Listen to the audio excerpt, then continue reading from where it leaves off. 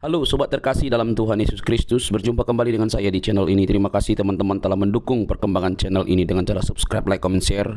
Tuhan memberkati kita. Sobat terkasih, lagi-lagi kita akan masuk dalam satu diskusi yang ilmiah yang mencerdaskan banyak orang, khususnya para polemikus, para muslim yang selama ini juga lebih dominan membahas tentang kekristenan.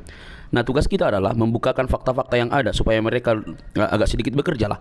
Tetapi alhasil teman-teman, mereka bukannya berbenah diri, tapi mereka malah mengamuk loh teman-teman. Nah, mari kita lihat dulu video berikut ini ya teman-teman. Jangan skip. Dengar teliti, pasang telinga yang baik-baik. Jangan marah-marah, jangan lapor-melapor, seruduk segala macam itu. Karena orang yang mau cerdas, dia pasti menahan diri dan juga mau belajar dengan fakta-fakta yang dibukakan oleh orang lain. Ini dia videonya teman-teman. Sebagai hamba dan Baik, Allah ini sebagai Tuhan. Oke, baik. Ini bagus nih, Bang. Ini dalam ini omongan Abang nih. Jadi gini. Gerakan badan sujud. Ya, gerakan badan sujud meletakkan kepala sampai ke lantai itu adalah sebuah sign, sebuah lambang bahwasanya kita itu menaklukkan diri. Setuju Bang ya? Misalnya ada raja duduk di tahta. Kita sujud sampai kepala kita ke lantai. Artinya itu lambang yang kita tunjukkan bahwa kita takluk kepada dia. Ya, kita hamba pada Tuhan. Nah, tapi gini Bang. Tapi di dalam kekristenan itu bukan berbicara hal-hal yang sifatnya ritualisme. Tetapi aplikasinya, implementasinya. Nah, kalau tadi kan kita sujud sampai kepala ke lantai kan itu lambang saja bahwa kita sedang takluk kepada dia. Nah, kekristenan berbicara mengenai tindakannya. Nah, tindakan kita takluk kepada dia itu adalah kita melakukan apa yang diperintahkan, betul nggak? Jangan mencuri, jangan berzina, ya kan? Itu lebih penting ketimbang kita bentur-benturin kepala kita ke ubin, betul? Siap. Untuk apa kita bentur-benturin kepala kita ke ubin, tapi kita berzina, tapi kita mencuri? Untuk apa itu? Nah, artinya lambang itu hanya gerakan badan saja. Ketaatannya hanya ketaatan gerakan badan, bukan tingkah lakunya. Nah, makanya makanya hadis yang tadi barusan dibacakan Abdul Somad, ya kan? Seorang muslim itu asal dia tidak musyrik, tidak menyekutukan Allah, mau dia berzina, mau dia mencuri, maka dia masuk surga. Nah, ini menjadi pertanyaan besar, Bang. Bagaimana mungkin seseorang itu tidak musyrik kalau dia berzina, kalau dia mencuri? Sebenarnya mencuri itu kan sebagai tanda bahwa dia telah musyrik. Dia telah menduakan Allah, betul nggak? Ya, dia boleh saya tanggapi dulu, Bang. Dia patuh kepada iblis. Contoh misalnya gini. Seseorang itu tidak menduakan Allah karena dia lebih patuh kepada Allah ketimbang patuh kepada iblis, betul nggak? Gimana, Bang? Seseorang itu dikatakan dia tidak menduakan Allah kalau dia lebih mendengar Allah, lebih taat kepada Allah ketimbang patuh kepada yang lain, betul nggak? Betul. Nah, kalau dia sedang berzina, artinya dia taat kepada Allah atau taat kepada iblis?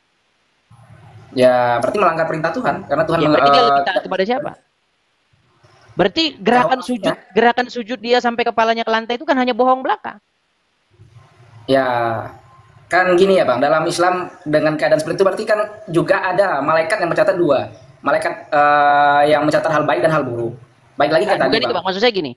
Tadi kan Abang bilang muslim itu menundukkan dahinya sampai ke tanah. Artinya dia menaklukkan diri terhadap perintah Allah, betul nggak? Kalau dia berzina, artinya dia menaklukkan diri kepada perintah Allah nggak? Ya, berarti dia melanggar. Dia kan? Ya, melanggar. Memang dia melanggar. Kalau melawan berarti dia sudah menduakan Allah itu dengan yang lain, betul tidak? Oh, tidak, Bang. Maksudnya begini. Dalam artian begini. Artinya apa sih maksudnya menduakan Allah itu maksudnya apa? Nggak gini. Secara ini saya jelaskan. Kalau ketika Tuhan memerintahkan sholat, tujuannya apa? Untuk mencegah diri melakukan hal buruk. Ketika melakukan hal buruk, itu bukan berarti langsung notabene kita langsung menduakan Tuhan, tidak, Bang. Tidak secepat itu juga, Pak. Oke, apa maksudnya menduakan itu, Bang? Gini, dalam artian menduakan tuh ketika kita sholat, tapi dalam artian kita masih memikirkan dunia, masih memikirkan harta, jabatan gitu. Itu yang bagi Allah itu menduakan. Kalau berzina, mencuri itu tidak menduakan Allah ya? Tidak, karena artinya kalau muslim korupsi, berzina, maling, artinya dia sedang bertauhid, betul? Ya, tidak seperti itu juga. Kalau saya tanya, ketika orang juga meniru Yesus, dalam artian mungkin dia mengikuti semua perintah Yesus, ketika dia melanggar apa yang sampaikan Yesus, apakah dia langsung keluar dari Kristen? Kan tidak. Baik, jadi gini Bang. Jadi Kan gini, tidak. apa kata Yesus? Gini, makanya di dalam Kristen tuh tegas Bang. Barang siapa yang berbuat dosa, ia adalah hamba dosa Bang. Jadi menjadi seorang Kristen, dia itu artinya mematikan perbuatan-perbuatan dosa itu. Makanya di dalam kekristenan itu Bang, di dalam inti daripada kekristenan itu adalah bagaimana hidup yang lama dia itu mati. Kemudian dia hidup baru dan tidak berbuat dosa lagi, seperti itu. Tetapi kan dalam perjalanannya kan tidak mudah itu. Seperti itu. Tapi tetap saja dikatakan orang yang berbuat dosa itu adalah hamba dosa, gitu Bang. Ya, berarti kan dalam esensial ini saya kurang sepakat kalau Abang sampaikan ketika saya melakukan perintah, melanggar perintah, kemudian saya langsung menduakan Tuhan, tidak. Dalam artian ketika saya melakukan kesalahan, ya berarti itu pure kesalahan saya, gitu Bang. Dalam artinya menurut Anda seseorang itu taat kepada Allah di detik yang sama boleh mencuri, boleh berzina, begitu ya? Tidak, tidak Bang. Oke lah. Oke, mungkin Abang belum nangkap maksud saya tadi. Oke lah, kita kasih kesempatan kepada muslim-muslim yang lain. Terima kasih. Oke, terima kasih Bang Boy Pilihan. Kita kalau bicara yang tinggi-tinggi mereka enggak. Oke ya, saya turunkan dulu ya. Ya, silakan ya kepada teman-teman muslim yang lain. Mari ya, saya membuka kesempatan kepada kalian untuk diskusi dengan baik ya di hari Senin pagi ini. Ya, mungkin banyak ya teman-teman yang sibuk kerja, tapi ayolah, nggak apa-apa. Kita bisa ngobrol-ngobrol di sela-sela kita sambil bekerja. Oke, ada Arum Sping. Saudara Arum, apakah Anda seorang muslim? Ya, saya muslim. Oke, Bang Arum. Ya, Bang Arum. Bagaimana Bang Arum? Ya, gimana? Bang Arum, apakah ini presenter dari TV One? Bukan. Kok sepertinya pembawa acara TV One? Pernah saja tampil di TV. Oh, pernah tampil di TV One. Boleh. Nanti boleh dibawa disiarkan di TV One biar saya diskusi sama Abdul Somad. Karena saya ingin membuktikan bahwa Abdul Somad itu berdusta. Begitu. Dia mengutip, gimana kedustaannya?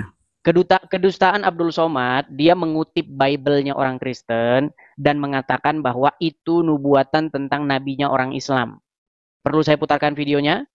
Enggak perlu. Saya kira kita diterima saja. Tahu, betul. Ya, lalu bukan sudah tahu. Gimana Pak? Bukan sudah tahu, karena kan tidak akan pernah sampai kita pada pemahaman dengan pendekatan yang berbeda. Jadi cara berpikirnya Abdul Somad tentu punya dasar asumsi, dia akan pertaruhkan juga kredibilitasnya.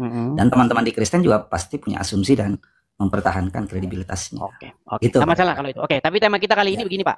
Tema kita kali ini itu soal Islam itu kemaluan bau pesing itu disiksa kubur. Tetapi berzina dan mencuri itu masuk surga. Betul Pak? Oke, pertama dari sisi logika ini sudah tidak logis. Pernyataan pertama dan pernyataan kedua itu sudah berbeda. Padahal sama. Berarti Anda setuju bahwa agama Islam tidak logis? Bukan, tidak begitu menariknya. Terus? Kemaluan bau pesing disiksa kubur, berzina mencuri masuk surga. Itu kan dua hal yang berbeda. Anda tarik dalam satu logika. Mestinya linear. Misalnya, kemaluan bau pesing disiksa kubur, berzina mencuri disiksa kubur. Kemaluan bau pesing masuk surga, berzina mencuri masuk surga. Baik. Itu yang logis. Baik, saya jelaskan ya. Mungkin karena Pak Arum yang tidak nyambung. Oke, baik. Gini Pak Arum. Loh, no. Anda jangan menarik langsung kesimpulan saya tidak nyambung. Justru Anda yang tidak nyambung. Kenapa? Karena Anda ingin menyampaikan kepada saya bahwa saya sedang membandingkan sesuatu yang tidak sejenis gitu. Bukan. Kan satu disiksa kubur, satu masuk surga. Itu kan bukti kesesatan fikir. Misalnya, kalau disebut bahwa kemaluan bau pesing disiksa kubur, maka saya juga bisa memunculkan sebuah hadis bahwa yang berzina itu juga disiksa kubur. Nah, itu logika satu kan? Baik. Oke, tunggu dulu. Anda menyatakan bahwa ada hadis yang mengatakan kalau berzina disiksa kubur. Ya. Hadis, saya kasih tahu, hadis itu sudah usang. Karena di hadis yang saya tampilkan itu info terbaru. Karena ada kata-kata baru saja mengabarkan kepadaku Jibril. Jadi Muhammad berkata dalam sebuah hadis itu, Jibril baru saja memberitahu bahwa barang siapa umatku yang mati dalam keadaan tidak syirik, tidak menyekutukan Allah, maka dia akan masuk surga. Lalu ada para sahabat yang bertanya, sekalipun dia berzina, sekalipun dia mencuri, Muhammad berkata, ya, sekalipun dia berzina, sekalipun dia mencuri. Artinya, menurut hadis itu, Jibril mengupdate, dia memberikan informasi terbaru. Karena Muhammad mengatakan baru saja. Karena sebelum-sebelumnya Muhammad tahu kalau berzina itu masuk disiksa kubur. Tapi Jibril mengabarkan info terbaru, walau berzina, walau mencuri, masuk surga. Inilah Anda mengutip kalimat-kalimat, tetapi Anda tidak punya ilmunya. Saya ini mahasiswa pasca sarjana dan belajar ulumul hadis. Mengistimbatkan hadis, asbabul urutnya ada. Jadi nggak bisa Anda mengatakan bahwa di awal dan akhir referensinya sekarang nggak ada lagi hadis, clear. Kitab-kitab hadis selesai sama dengan Al-Quran. Jadi ketika logika saya mengatakan bahwa pezina juga itu masuk surga, bau pesing juga masuk surga. Kenapa? Karena tadkhulul jannah bis salam. Ada orang yang masuk surga dengan salam. Kata salam itu ada yang masuk neraka dulu, kemudian dia dimasukkan ke dalam surga. Jadi jangan dikatakan hadisnya ya. Masuk berzina, masuk surga. Tidak, dia akan dicelupkan dulu karena itu ada hukum. Hadisnya nggak bunyi seperti itu. Loh, yang mana hadis yang tidak baik, saya tampilkan. Oke, baik. Sebelumnya saya tanggapi dulu ya Pak Arum ya. Gini Pak Arum. Ya. Anda sudah melakukan yang namanya logical fallacy atau kesesatan. Justru Anda yang logika fallacy yang di atas saya lagi bicara. Saya lagi bicara, jangan panik Pak Arum. Gini Pak Arum. Bukan, saya enggak panik. Pak Arum tadi kan bicara. Kan Pak Arum bicara enggak, maksud saya gini, jangan cepat menjudge orang. Itu yang saya minta. Oke, gitu. Begini Pak Arum. Oke. Tadi Anda berkata bahwa argumen saya salah karena Anda sekolah di ilmu bidang Islam. Ini enggak nyata. Ini logika macam apa? Sementara ya. Anda, sebentar. Saya jawab ya. Sebentar dulu. Saya jawab. Sebentar, saya belum selesai Pak Arum. Gini loh. Oke. Karena Anda mengatakan bahwa Anda sekolah di bidang agama Islam, itu tidak membuktikan bahwa argumen saya salah. Argumen saya salah ketika apa yang saya bacakan tidak sesuai dengan apa yang tertulis dalam hadis. Itu baru namanya logika yang cerdas. Oh. Masa logika saya pendapat saya salah karena Anda sekolah di ini? Yang enggak nyambung. Gini, sudah ya. Saya menyebut belajar ilmu hadis bukan mengatakan bahwa saya paham sepenuhnya, tapi saya paham metode bagaimana melihat hadis itu. Sekarang saya tampilkan gitu loh. Kan Anda kan menyandingkan tadi bahwa ada keterangan akhir. Tidak dikenal dalam Islam ada keterangan akhir dan ada keterangan awal. Sekarang saya tampilkan Pak. Pak ya, ini hadisnya. Ya, ini Arabnya, ini terjemahannya ya. Di sini dikatakan begini. Dari Abu Hurairah bahwa ia berkata, Rasulullah bersabda, bersihkan diri kalian dari kencing. Karena kebanyakan siksa kubur dari bekas air kencing tersebut. Diriwayatkan oleh Adara Kutni. Kemudian di riwayat lain pula diriwayatkan oleh Al-Hakim. Kebanyakan siksa kubur itu gara-gara kencing. Sanad hadis ini sahih. Jadi ternyata umat muslim itu disiksa kubur itu bukan karena korupsi. Bukan karena dia berbuat jahat. Tetapi karena bekas air kencing. Nah, sedangkan di hadis lain, kalau berzina ataupun mencuri, asal dia tidak menyekutukan Allah, masuk surga. Mau saya tampilkan hadisnya lagi? Bentar, saya tampilkan hadisnya. Oh, sambil tanggapi dulu, silakan. Oke. Pertama, hadis itu menyebutkan. Oke, sebagai pembanding ya, saya akan ungkapkan juga bahwa berdasarkan Samurah bin Jundub radhiyallahu anhu, Rasulullah bersabda, 2 orang laki-laki dari Bani Israel disiksa di kubur mereka. Salah satu tidak pernah berhenti dan menggunjing, sedangkan yang lainnya suka bersinah. Artinya, kalau Anda menyebut bahwa zina tadi itu masuk surga, tidak adil dan tidak linear dengan orang yang kencing. Yahudi. Ya Allah. Coba dibacakan lagi. Oke, ini hadis ya. 2 orang dari laki-laki dari Bani Israel disiksa di kubur mereka. Dari Bani Israel kan? Oke, konteksnya adalah bahwa dalam Islam zina itu bukan juga itu Bani Israel, Pak. Ya Allah. Coba dibaca lagi. Iya, itu yang berzina Bani Israel. Kalau Muslim yang berzina masuk surga. Oke. Anda tekstual ya. Saya menerjemahkan kembali bagaimana hadis ini dijelaskan. Hadis ini menunjukkan bahwa perbuatan zina dan menggunjing dapat menyebabkan siksa kubur. Oke, namun peringat tadi sini mereka pentingnya taubat memperbaiki diri. Pak, yang Anda baca itu bukan hadis, tapi itu tulisan orang tentang hadis itu. Itu bukan hadis itu sendiri. Ini bagaimana? Ini hadis diriwayatkan oleh Imam Bukhari. Bukan, Anda tahu Imam Bukhari nggak? Anda tadi, hadis ini berbicara, itu bukan hadis. Iya, bagaimana ini sekolah Islam tinggi-tinggi kok begini nggak bisa bedakan? Anda tidak bisa membedakan tulisan orang, pendapat orang tentang hadis dengan hadis itu sendiri. Jadi Kakak Edis, ini masih mahasiswa, kita sudah debat begini di HMI. Jangan lari-lari ke situ, Pak.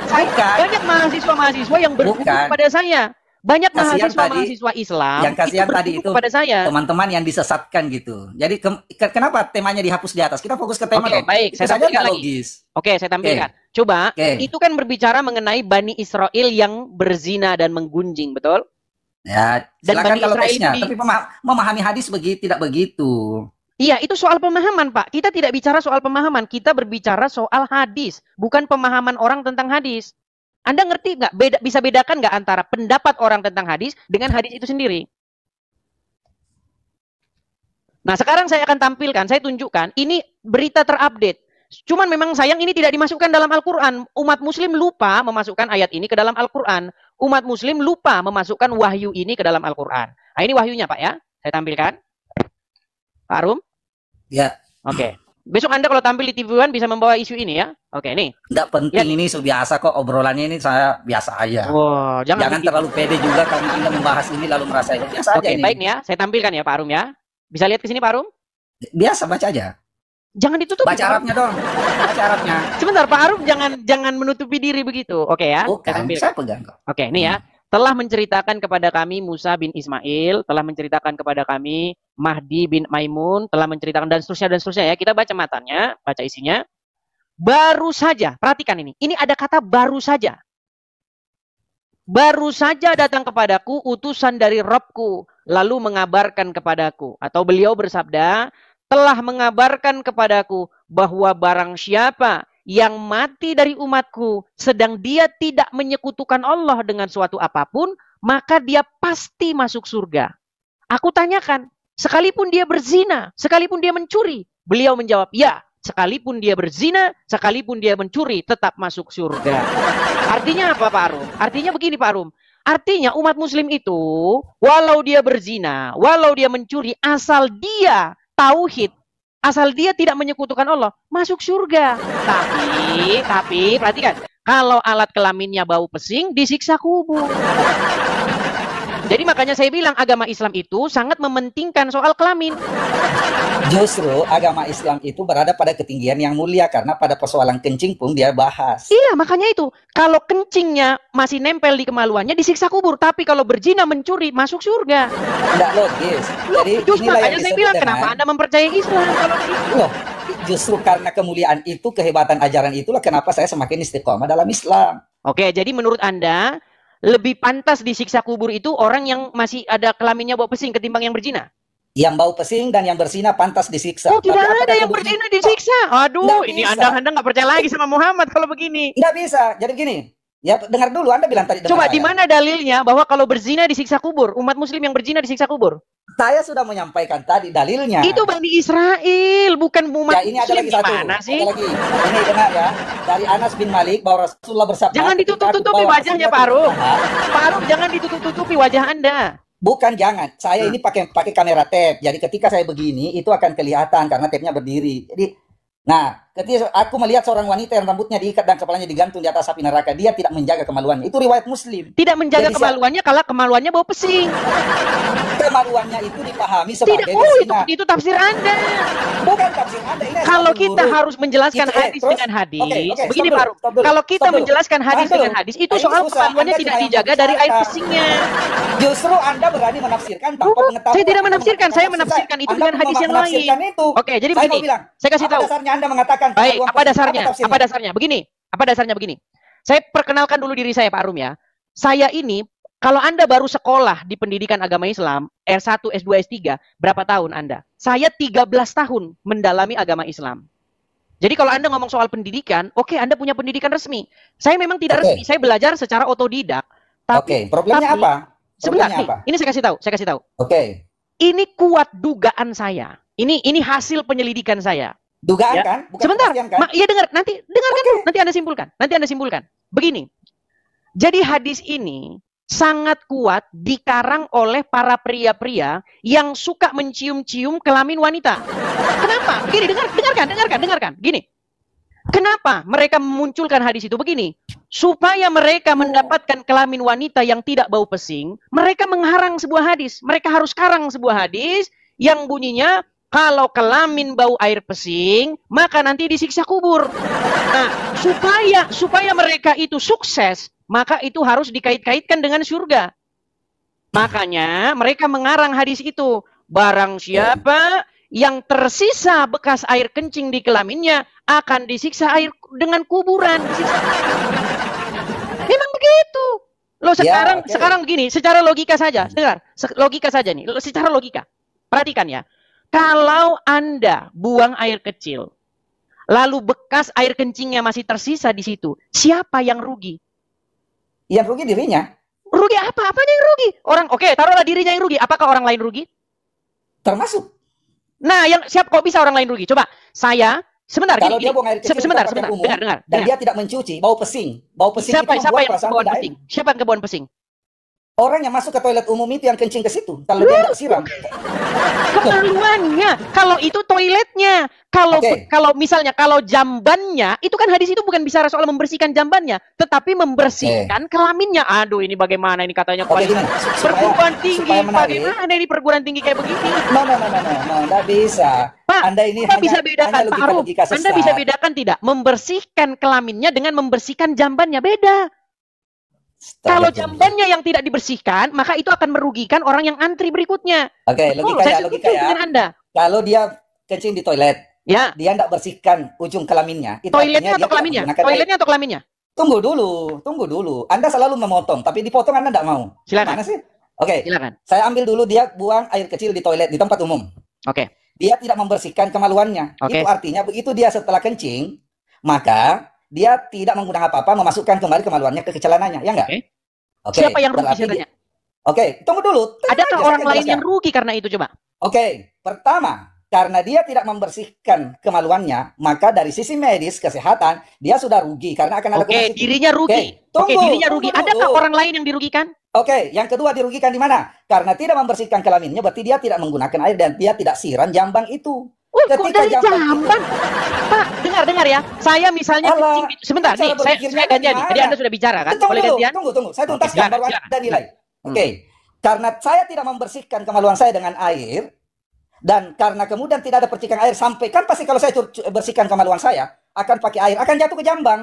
Dan kalau jatuh ke jambang, berarti jambangnya juga bersih. Tidak ada bau pesing. Oke, baik, saya tanggapi. Dengar ya, dengar. Oke. Dengar dulu gantian, kan Anda sudah selesai ya? Saya sudah diam. Oke, baik. Gini, ketika saya ke toilet umum, saya habis buang air kecil. Maaf nih, saya habis buang air kecil. Saya pakai celana langsung. Tapi toiletnya itu saya bersihkan. Saya pencet aja tombol flushing itu. Cus, sudah selesai bersih. Oke. Sekarang sebentar. Oke lah, walaupun dipaksa-paksakan lah, taruhlah orang itu yang rugi, entah medis, entah apalah ya.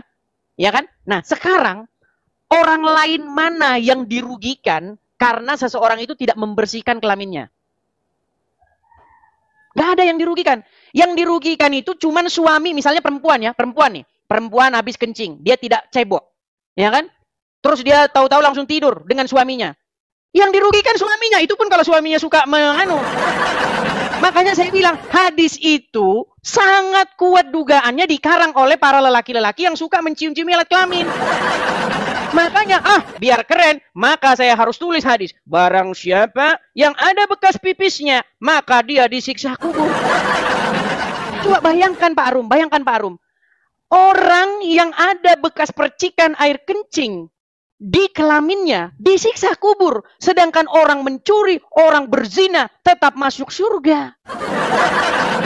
Padahal kalau Anda mencuri, Anda berzina, ada hak orang lain yang Anda langgar. Sementara kalau Anda tidak menyuci kemaluan Anda, tidak ada hak orang lain yang Anda langgar. Coba bagaimana Anda menerima itu sebagai ajaran yang masuk akal? Sekarang Anda terdiam. Bukan diam, saya menghargai Anda agar debatnya biar connect gitu. Silakan, kalau saya dikasih kesempatan saya bicara. Saya menanggapi. Saya kuatkan. Karena kalau saya ngomong mungkin Anda tidak menganggap. Anda kan menganggap Abdul Somad itu sebagai orang yang mewakili ajaran agama. Nggak usah digiring ke Abdul Somad, fokus aja di tema. Saya hanya menguatkan argumen saya. Saya minta waktu 1 menit nih. Man qala la ilaha illallah Muhammadur Rasulullah dakhala jannah. Siapa yang mengucapkan la ilaha illallah Muhammadur Rasulullah dakhala jannah. Semua umat Muhammad sallallahu alaihi wasallam masuk surga. Nabi yang mengatakan, datang sahabat bertanya, wa in zana wa in saraf, bagaimana kalau dia berzina? Bagaimana kalau dia mencuri? Kata Nabi, wa in zana wa in saraf, dia berzina, dia mencuri, tetap masuk surga. Berzina, pencuri, masuk surga. Nah, itu makanya saya bilang, itulah agama Islam. Problemnya apa? Soal hadis itu? Problemnya, mengapa? Kalau Anda tidak mencuci kelamin Anda, yang itu jelas-jelas urusan pribadi, Anda malah disiksa kubur. Sementara kalau Anda berzina, Anda mencuri, Anda melanggar hak orang lain, Anda masuk surga. Mengapa agama Islam sangat mementingkan urusan kelamin? Silakan. Oke, pertama hadis itu saya hafal ya. Siapa yang mengucapkan kalimat la ilaha illallah itu dakhalal jannah meskipun apa dosanya. Tetapi harus dipahami untuk masuk surga dia melewati banyak tahapan, banyak fase. Termasuk saya menyebutkan di awal bahwa ada orang yang tadkhulul jannah bisalam, ada orang yang masuk surga dengan salam. Kenapa salam? Karena dia masuk surga tanpa dia dicelupkan, dicuci, diampuni, disiksa dulu atas dosa-dosanya nanti di neraka. Itu satu terkait dengan hadis itu. Karena itu ketika saya ditanya, apakah yang pesing kencingnya itu masuk surga, saya jawab masuk surga berdasarkan hadis itu. Apakah berzina mencuri masuk surga berdasarkan hadis itu. Setelah melewati proses misalnya dia disiksa dulu di neraka baru kemudian dia diangkat dan dimasukkan ke dalam surga. Sekarang pertanyaannya, kenapa Sebentar, Islam? Saya minta dalilnya. Di mana disiksa dulunya di mana? Coba saya minta dalilnya. Oke, saya bukakan dalilnya. Di mana kalau berzina mencuri asal syahadat disiksa dulu mana? Ini orang Islam kok suka nambah-nambah. No. Dalilnya tidak perlu. Wah, masa tidak perlu dalil? Itu namanya karangan Anda sendiri, Pak. Tidak perlu, Anda sudah potong. Jadi nggak bisa ini. Oke, silakan saya tunggu. Oke, maaf nih, maaf. Oke, silakan. Coba tunjukkan dalilnya harus disiksa dulu mana? Tidak perlu saya mencari tambahan dalil, sementara dalil yang Anda putar sendiri tadi itu sudah cukup jadi dalil. Mana? Coba ya, Itu saya tampilkan.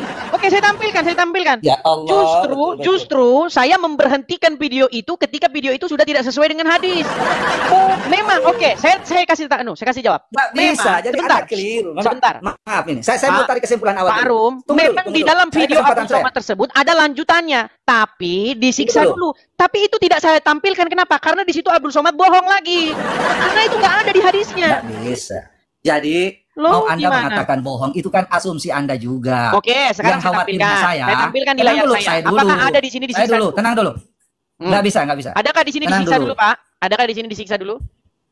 Di hadis yang lain. Mana? Tunjukkan kepada saya hadisnya bahwa disiksa dulu. Mana? Ngarang bebas saja.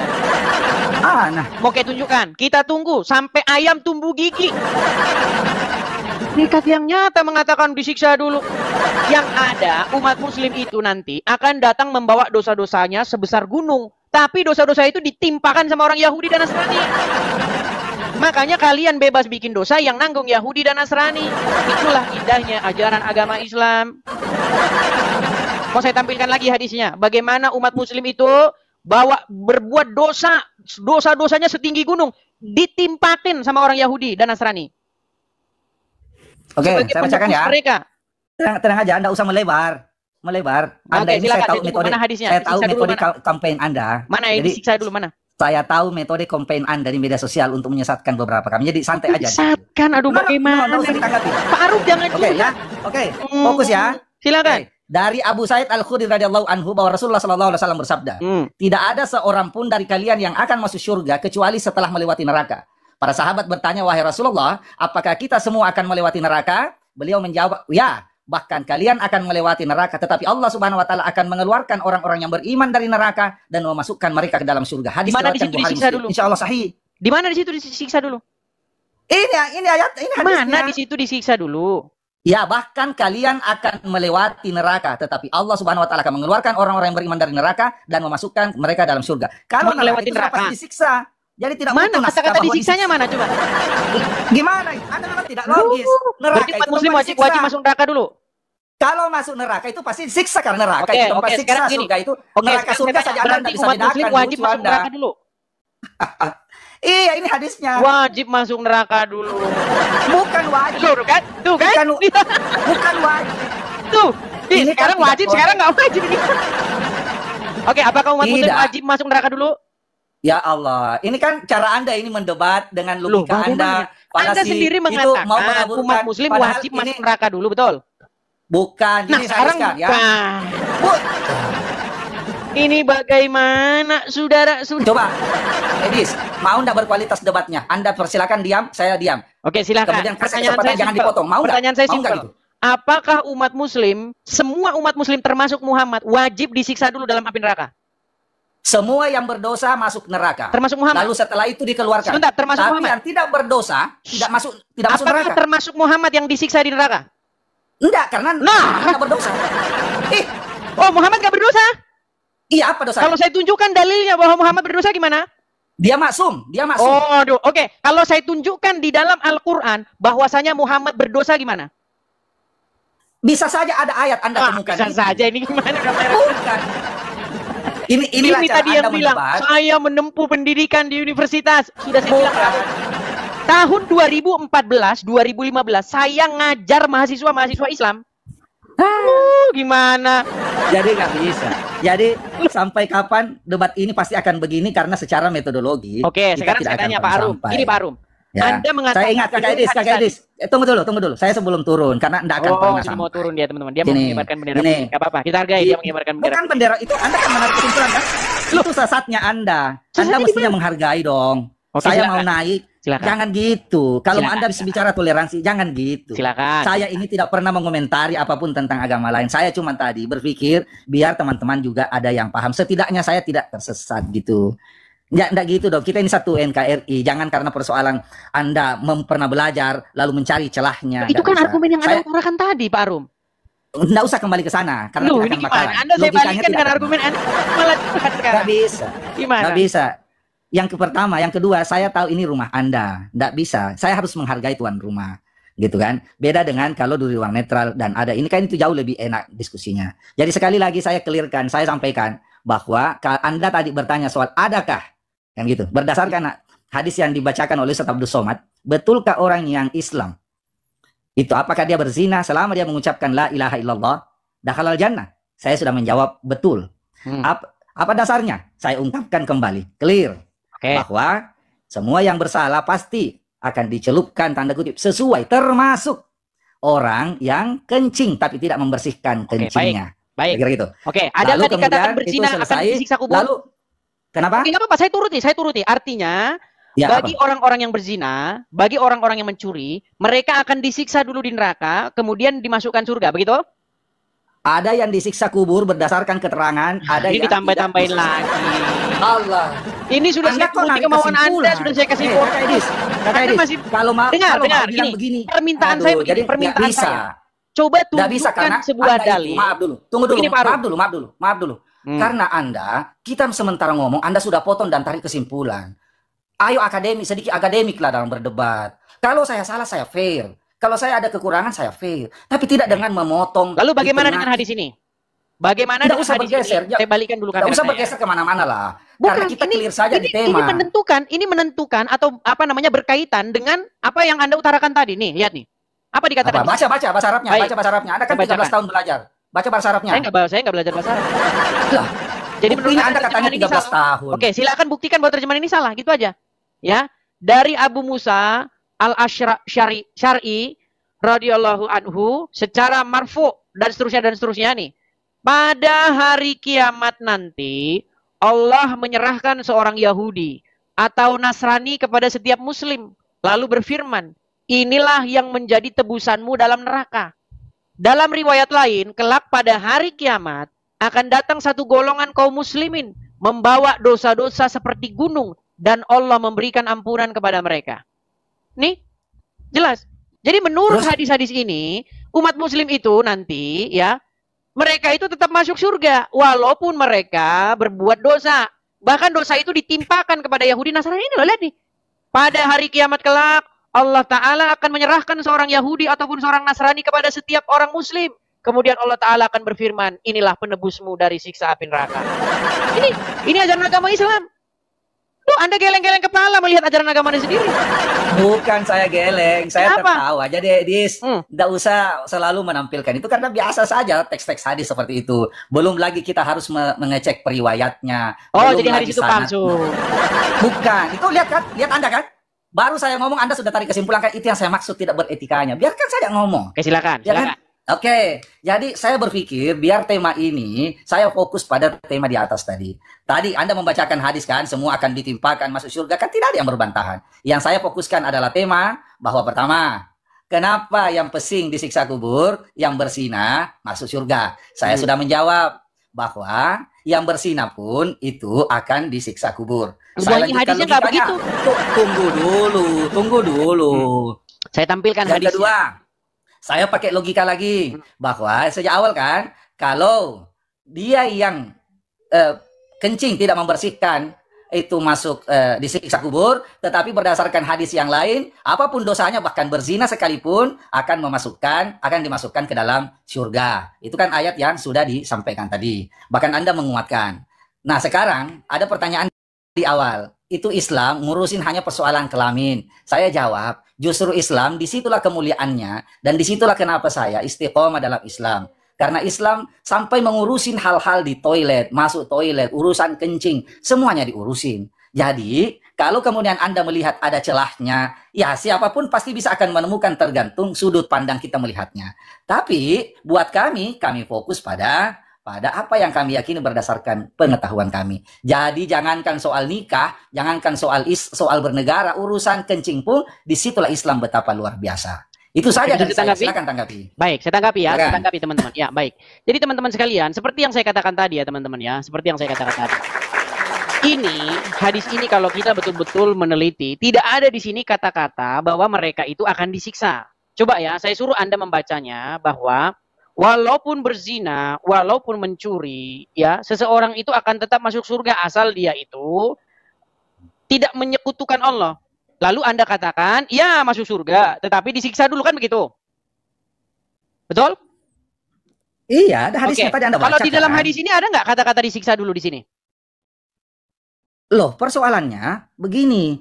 Ada namanya hadis ahad, ada namanya mutawatir. Hadis ahad itu Edis yang diriwayatkan banyak orang. Bukan, saya nggak nanya ahad mutawatir. Saya tidak tanya masalah itu mutawatir. Begini, Pak Arum, Anda saya mau menangkap logikanya begini. Saya tidak tanya masalah kesohihan hadis ini.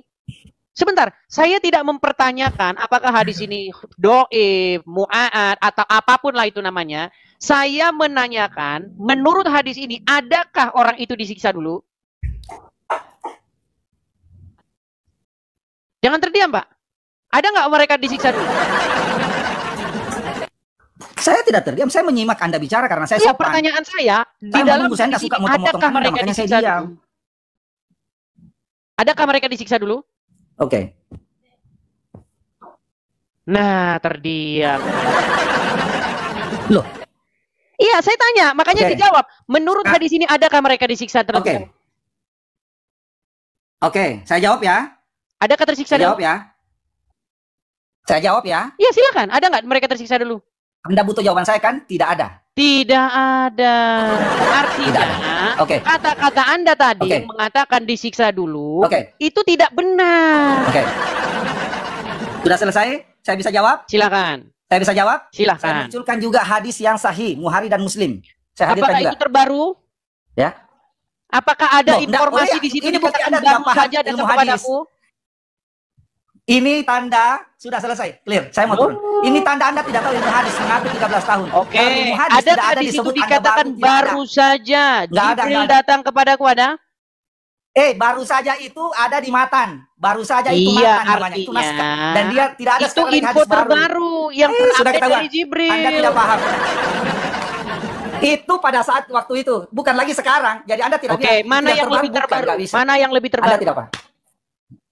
Mana yang lebih sudah Dis, Anda ketahuan. Tahu kok sampai di mana kemampuan. Jadi jangan ngaku-ngaku 13. Ya tidak salah. Bukan lari. Anda sudah menganggap bukan lari. Anda kalah, Anda ingin mengibarkan bendera putih, silakan. Saya tidak. Enggak ada yang kalah. Enggak ada kalah, tidak ada yang jelas-jelas di situ dikatakan baru saja diberitakan kepadaku oleh Jibril. Sekarang begini, Pak Arum.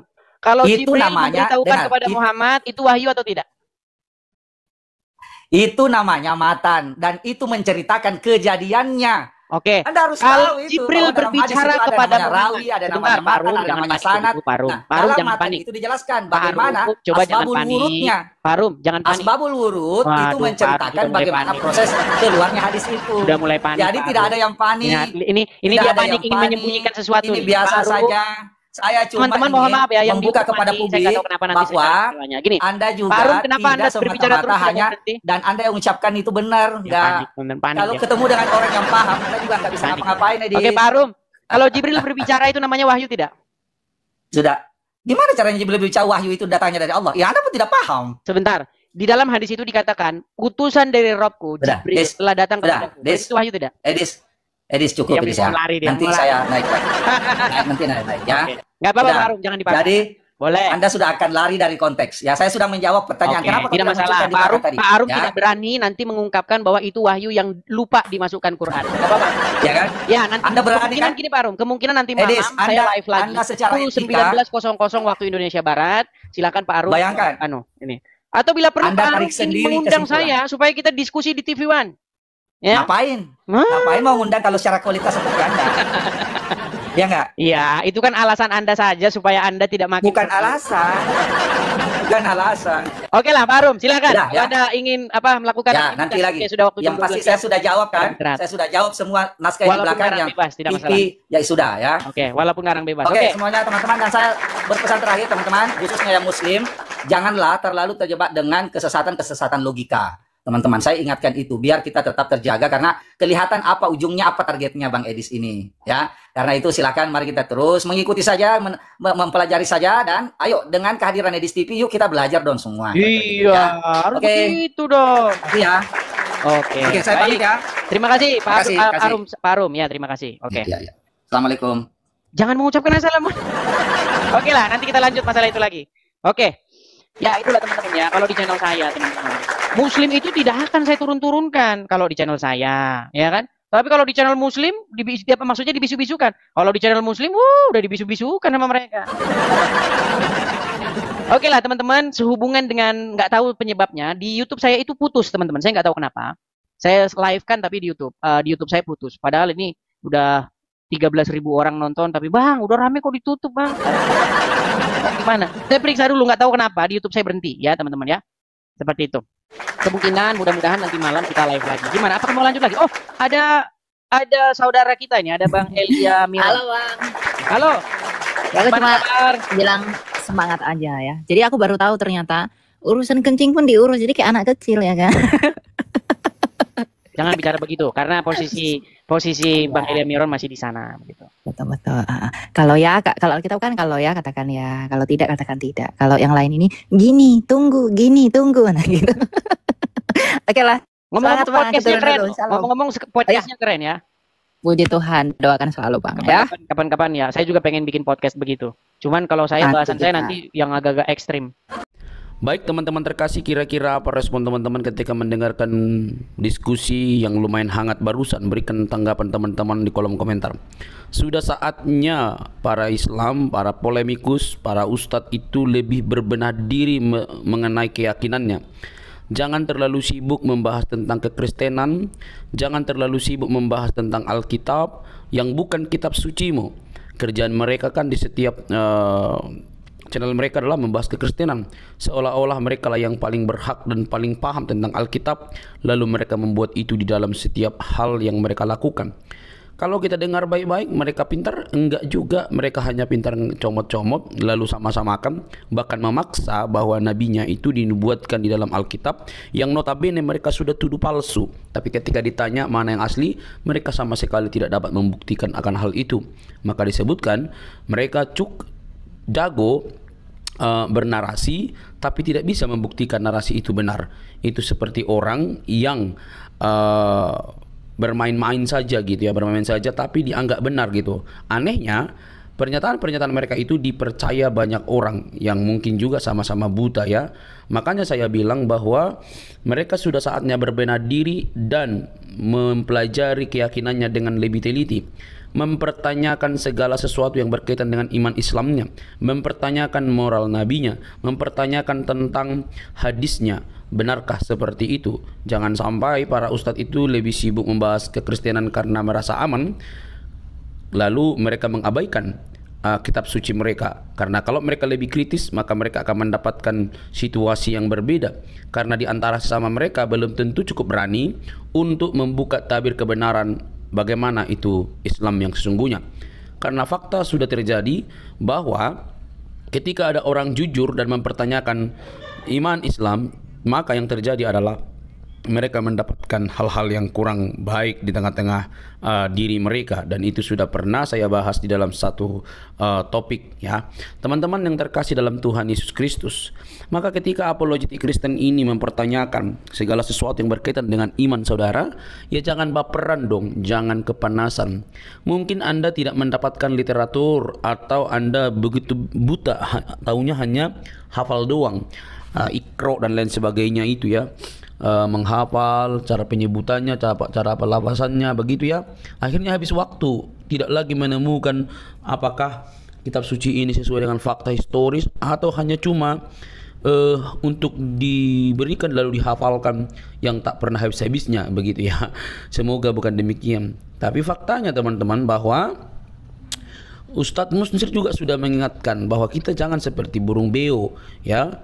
Kita suka menghafal tapi kita senang berbahasa Arab tapi kita tidak mengerti artinya, kan itu celaka teman-teman. Nah, lewat kehadiran apologetik Kristen ini kiranya dapat membenahi diri kalian supaya lebih melihat apa yang harus kalian pelajari dan bagaimana iman Anda yang sesungguhnya. Jangan sampai